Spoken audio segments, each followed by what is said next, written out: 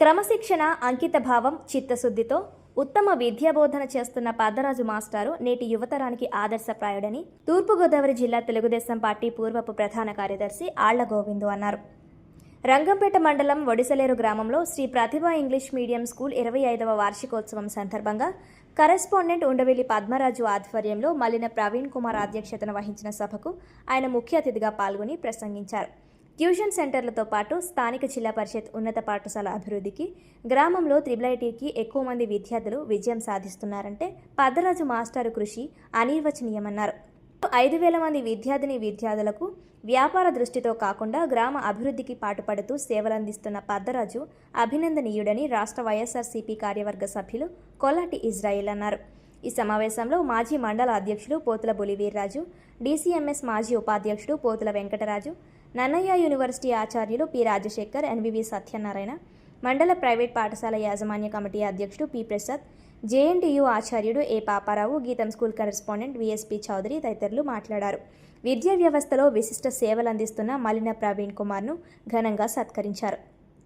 ఈ కార్యక్రమంలో విద్యార్థులకు సర్టిఫికేట్లు, బహుమతులు ప్రదానం చేశారు. ఈ సందర్భంగా విద్యార్థులు ప్రదర్శించిన సాంస్కృతిక కార్యక్రమాలు ఆద్యంతం అలరించాయి. ఈ కార్యక్రమంలో ZB మాజీ వైస్ చైర్మన్ పెండ్యాల నళినీకాంత్, చిత్రూరి రుద్రమదేవి, కూర్మారావు, భీముడు, శ్రీధర్, అచ్చారావు, కాటన్, నాని, SVS మూర్తి, మండలంలోని పలు ప్రైవేటు పాఠశాలల యాజమాన్యం, కమిటీ కరెస్పాండెంట్లు, ప్రధాన ఉపాధ్యాయులు తదితరులు పాల్గొన్నారు. తను నేర్చుకున్నటువంటి విద్యను నలుగురికి పంచాలనేటువంటి ఉద్దేశంతో ఒక పాఠశాలను స్థాపించి